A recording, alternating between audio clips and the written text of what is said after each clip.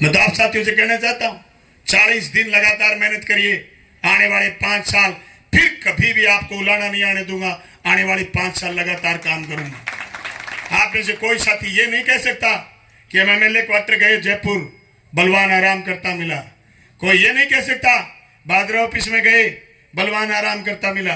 कोई आप में से ये नहीं कह सकता कि बलवान के घर गए और बलवान हमें सोया हुआ मिला।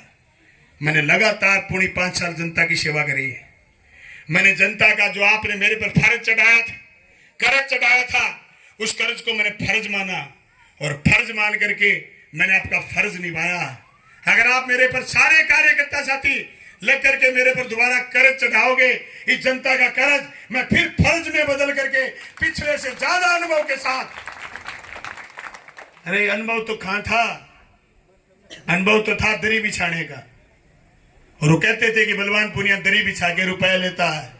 मैं बाबूजी से कहना चाहता हूं, अब का थे कि वाहन मिली करी।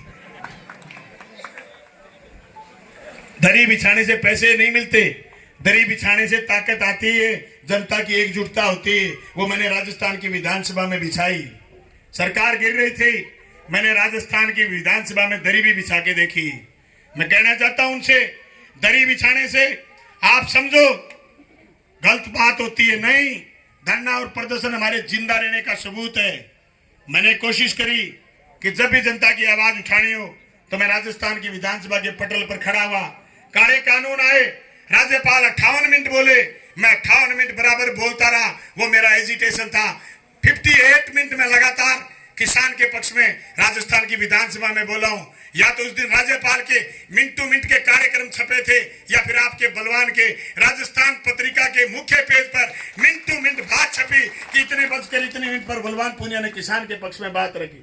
पूरे हिंदुस्तान में 4000 एमएलए, 4000 एमएलए, और आपके किसान के लिए, किसान के काले कानूनों के खिलाफ बोलने वाला था बलवान पुनिया। जितनी मजबूती के साथ तकरीर हमने विधानसभा में करी, पूरे हिंदुस्तान में मिलियनों लोगों ने सुनी। और उसके बाद दूसरा एमएलए था अभय सिंह चौटाला, जिसने अपनी कुर्सी को ठोकर मारते हुए बाई इलेक्शन में गए। मैं अभय सिंह के पक्ष में गया। लोगों ने मुझसे सवाल करा, क्या आप इनेलो पार्टी का पक्ष करने के लिए आए? मैंने कहा, अगर इनेलो का आदमी किसान के लिए अपनी कुर्सी को ठोकर मार सकता है तो हम चाहते हैं वो वापिस उसी सदन में जीत करके जाए और किसान की ताकत का इजहार करे। इसलिए मैं पक्ष करने के लिए आया। मैं पूरे 40 गांव में जाकर के किसानों के गांव से सभा करके आया।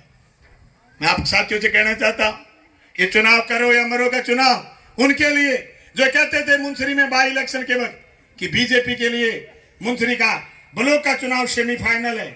लेकिन मैं धन्यवाद करना चाहता हूं इसके सरदारगढ़िया के मुंसरी के लोगों का, जिन्होंने बाई इलेक्शन हमारा सरदारगढ़िया का और मुंसरी का ब्लॉक जीते थे हम मुख्य चुनाव में सिर्फ 21 वोटों से, लेकिन हम बाई इलेक्शन जीते 505 वोटों से। ये सत्ते वाले ये उसी समय चुनाव से 2 दिन पहले तक हमें हरा रहे थे। कह रहे थे कॉमरेड नहीं जीतेगा, बीजेपी जीतेगी। जब हम जीत के निकले 505 वोटों से, सत्ते वाले भाग गए, मिले ही नहीं। मैंने तो 2 दिन पहले फोन करा था, वोट पड़ते ही 5 बजे, भाई हम जीतेंगे। फोन स्विच ऑफ करके भाग गए। आज ये बाजार में सट्टा सट्टा खेल रहे हैं। मैं उनसे कहना चाहता हूं, दही के भरोसे कपास खा जाओगे।